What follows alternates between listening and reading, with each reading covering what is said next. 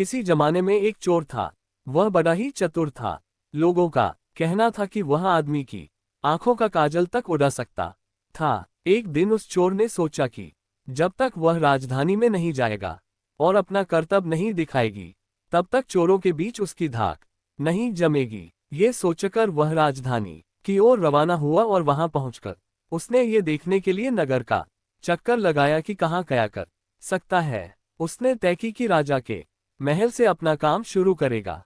राजा ने रातों-दिन महल की रखवाली के लिए बहुत से सिपाही तैनात कर रखे थे। बिना पके गए परिंदा भी महल में नहीं घुस सकता था।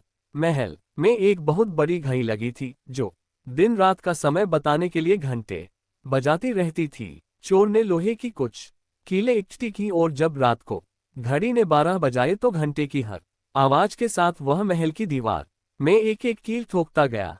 इस तरह बिना शोर किए उसने दीवार में 12 कीलें लगा दी। फिर उन्हें पकड़ कर वह ऊपर चढ़ गया और महल में दाखिल हो गया। इसके बाद वह खजाने में गया और वहां से बहुत से हीरे चुरा लाया। अगले दिन जब चोरी का पता लगा तो मंत्रियों ने राजा को इसकी खबर दी। राजा बड़ा हैरान और नाराज हुआ।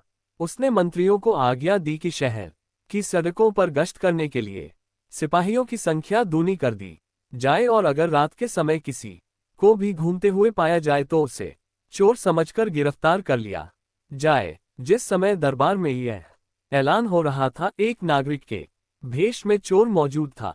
उसे सारी योजना की एक एक बात का पता चल गया। उसे फौरन ये भी मालूम हो गया कि कौन से 26 सिपाही शहर में गश्त के लिए चुने गए हैं। वह सफाई से घर गया और साधु का बाना धारण करके उन 26 सिपाहियों की बीवियों से जाकर मिला। उनमें से हर एक इस बात के लिए उत्सुक थी कि उसकी पति ही चोर को पके और राजा से इनाम ले। एक एक करके चोर उन सब के पास गया और उनके हाथ देख देख कर बताया कि वह रात उसके लिए बड़ी शुभ है।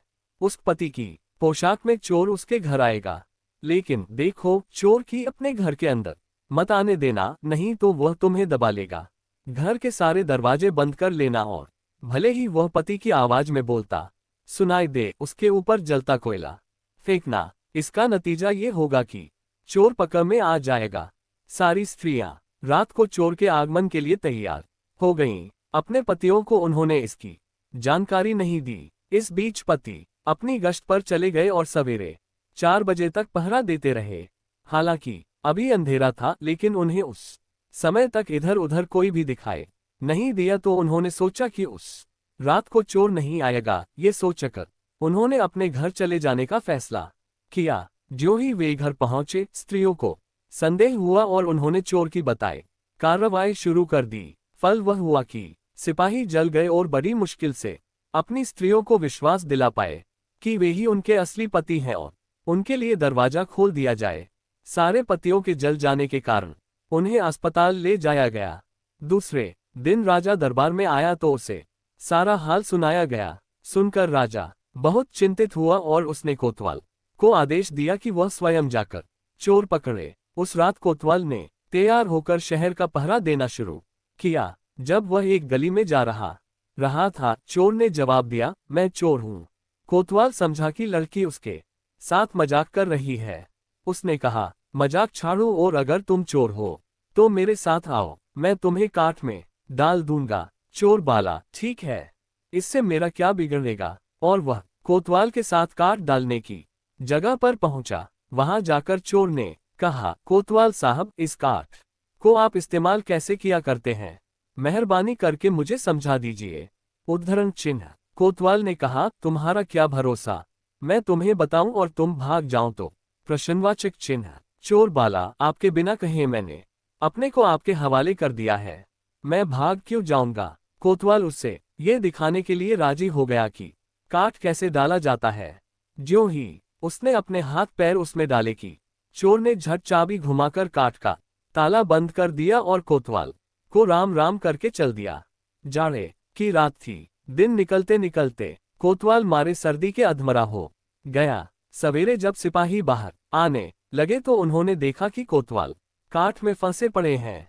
उन्होंने उनको उसमें से निकाला और अस्पताल ले गए। अगले दिन जब दरबार लगा तो राजा को रात का सारा किस्सा सुनाया गया। राजा इतना हैरान हुआ कि उसने उस रात चोर की निगरानी स्वयं करने का निश्चय किया। चोर उस समय दरबार में मौजूद था और सारी बातों को सुन रहा था। रात होने पर उसने साधु का भेष बनाया और नगर के सिरे पर एक पेड़ के नीचे धूनी जलाकर बैठ गया। राजा ने गश्त शुरू की और 2 बार साधु के सामने से गुजरा।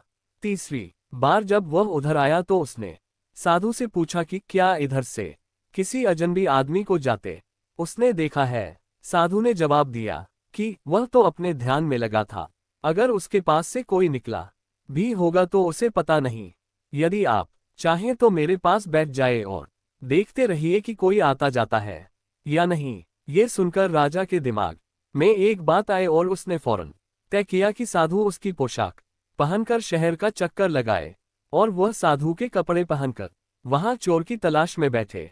आपस में काफी बहस मुबाहिसे और 2-3 बार इनकार करने के बाद आखिर चोर राजा की बात मानने को राजी हो गया और उन्होंने आपस में कपड़े बदल लिए। चोर तत्काल राजा के घोड़े पर सवार होकर महल में पहुंचा और राजा के सोने के कमरे में जाकर आराम से सो गया। बेचारा राजा साधु बना चोर को पकड़ने के लिए इंतजार करता रहा। सवेरे के कोई 4 बजने आए। राजा ने देखा कि न तो साधु लौटा और कोई आदमी या चोर उस रास्ते से गुजरा, तो उसने महल में लौट जाने का निश्चय किया। लेकिन जब वह महल के फाटक पर पहुंचा तो संतरियों ने सोचा राजा तो पहले ही आ चुका है, हो न हो यह चोर है जो राजा बनकर महल में घुसना चाहता है। उन्होंने राजा को पकड़ लिया और काल कोठरी में डाल दिया। राजा ने शोर मचाया पर किसी ने भी उसकी बात न सुनी। दिन का उजाला होने पर काल कोठरी का पहरा देने वाले संतरी ने राजा का चेहरा पहचान लिया और मारे डर के थरथर कांपने लगा। वह राजा के पैरों पर गिर पड़ा।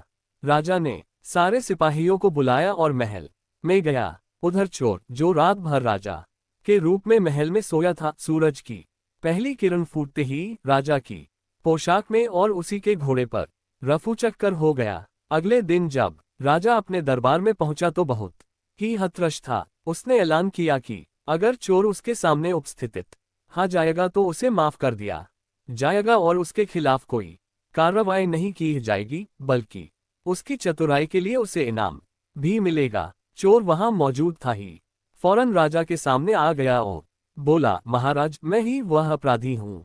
इसके सबूत में उसने राजा के महल से जो कुछ चुराया था वह सब सामने रख दिया, साथ ही राजा की पोशाक और उसका घोड़ा भी। राजा ने उसे गांव इनाम में दिए और वादा कराया कि वह आगे चोरी करना छोड़ देगा। इसके बाद से चोर खूब आनंद से रहने लगा।